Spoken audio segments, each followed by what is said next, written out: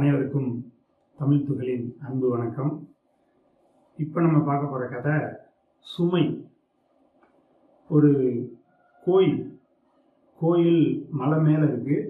நிறைய பக்தர்கள் போய்கிட்டு இருக்காங்க. அப்போ ஒரு கொஞ்சம் வயதான ஒரு பக்தர் எப்படியாவது நம்ம அந்த கோயிலுக்கு போயிடணும் அப்படின்னு சொல்லி மலை மேலே ஏறிக்கிட்டு இருக்கார்.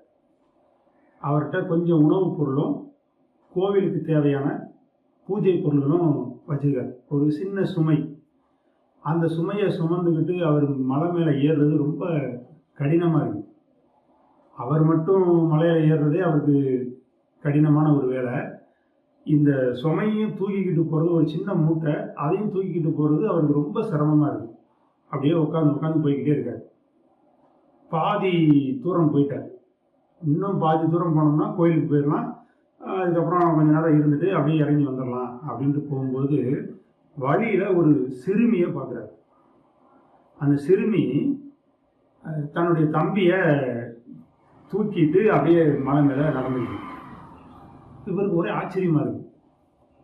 ஒரு சின்ன பிள்ளை இன்னொரு குழந்தைய இடுப்பில் தூக்கி வச்சுக்கிட்டு அதுவும் மலை மேலே ஏறிக்கிட்டு இருக்க, நமக்கு இந்த சின்ன சுமையே இவ்வளவு கடினமாக இருக்குது அப்படின்னு சொல்லி அந்த சிறுமியை கூப்பிட்டு கேட்குறாரு.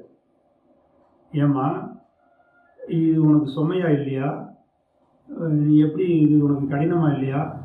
எப்படி இந்த குழந்தையோட நீ மேலே ஏறுற அப்படின்னோடனே அந்த சிறுமி சொன்ன பதில், ஐயா, இது சுமை இல்லை, இது என்னுடைய தம்பி. இதை நான் சுமையாக பார்க்கல, உறவாக பார்க்குறேன். இது என் தம்பி அப்படிங்கிறனால எனக்கு இது சுமையாவோ இது கடினமாவோ எனக்கு இல்லை அப்படின்னு சொன்ன உடனே அப்போ தான் அந்த முதியவருக்கு புரியுது. அன்பு இருந்தால் சுமையாக தெரியாது, அது சுகமாக தான் தெரியும் அப்படிங்கிறது அந்த சின்ன குழந்தை மூலமாக இவர் கற்றுக்கிட்டார்.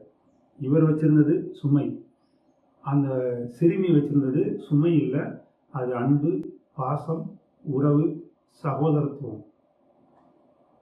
நன்றி.